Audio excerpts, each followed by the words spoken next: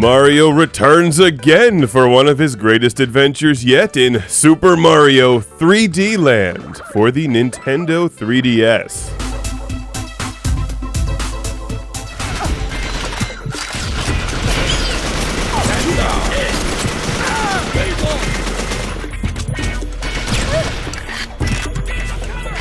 This is an early Xbox 360 game released at the very end of 2005. And as you would expect from Rare, the level design, weapons, and music are excellent. Particularly the level design. They've always been so good at that. Rare developed the legendary first-person shooter GoldenEye and the very popular Perfect Dark on the N64, which we reviewed back in 2000 when it was new and is one of our most controversial reviews. More on that later. Let's focus on this game. You are playing as Joanna Dark, and this is a prequel to the N64 game. I immediately stopped paying attention to the storyline because it seemed ridiculous.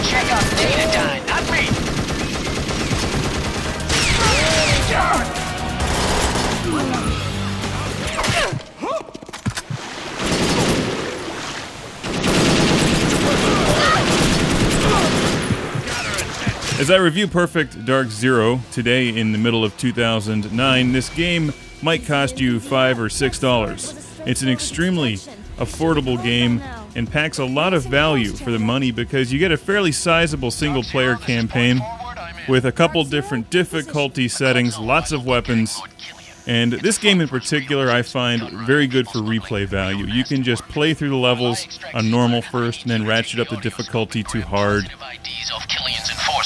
Chandra will sell whatever intel you snag on the net. Stay out of the club. Use your gun only as a last resort.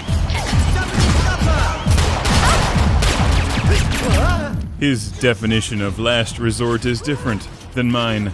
I tried using magic, but I didn't have magic, so I used my gun instead. It was the last resort.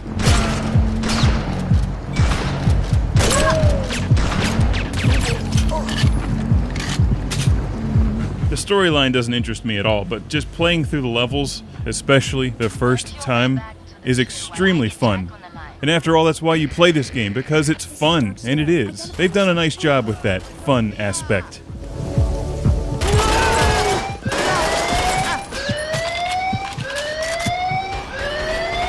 And did you catch that? Always wear the right nail polish for the occasion. Perfect Dark Zero is notably much slower than many other popular shooters these days, like the Call of Duty series and Halo. In fact, she feels like she's wading through a pool of Jell-O most of the time. I'm not going to give away spoilers, but fans of the Mario series should find practically endless enjoyment with Super Mario 3D Land.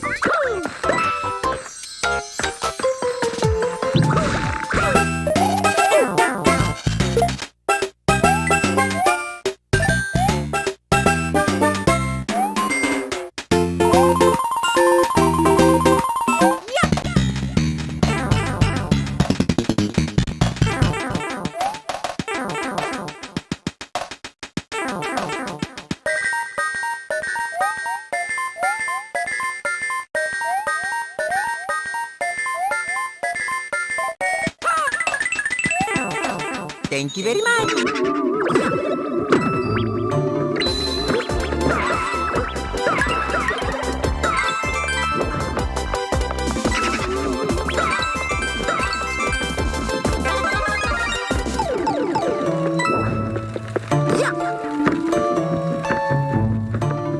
I think this level's pretty cool, and like other games in this series, although perhaps amplified because of the 3D effect, search everything and everywhere. The combat itself is a lot of fun and can get very frantic, but you just don't move around very quickly. Picking off people from a distance seems the best way to play this game. She's not terribly maneuverable. Maybe Joanna Dark and Marcus Phoenix can get together sometime. And now watch your thoughts. That's not what I meant.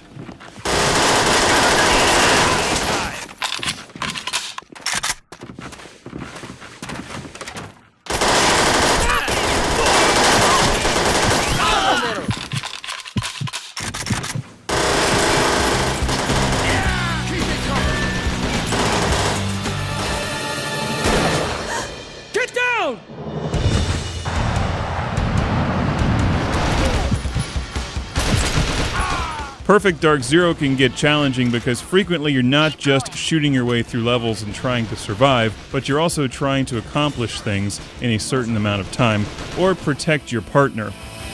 Come on, Joe. The cleaning rig's out of power. Can you kickstart the motor?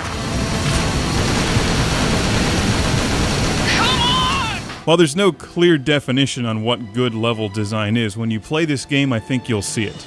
It's not just that Perfect Dark Zero has lots of different environments that you're fighting in, but that they're colorful, creative, well laid out. You're frequently going up and down levels. There's lots of things going on. And while it has a sort of cartoonish style compared to the ultra-realism of something like Call of Duty 4, it seems to fit well with the relatively lighthearted science fiction action in Perfect Dark Zero.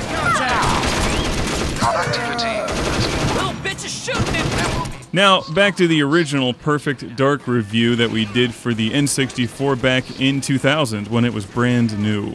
Some people get upset because we did not shower it with praise from beginning to end. Please redeem yourselves by terminating the intruder. And I remember this very well. Actually, we liked the gameplay very much and the level design and the weapons. If I had the... Dr. Carroll? You and me are gonna have a chat about Ziegler. But could not possibly understand why we had to pay more for an N64 game than a Dreamcast game. Because, admittedly, we were Sega Dreamcast fanboys back then, and you had to buy that extra memory expander thing for the N64, and it just seemed so overpriced and outdated compared to a Sega Dreamcast game, and that's where we were back then. These days, I don't get nearly as concerned about the name of the console because, frankly, they're all the same and it doesn't matter. It's about the game. Although a new Dreamcast would be nice.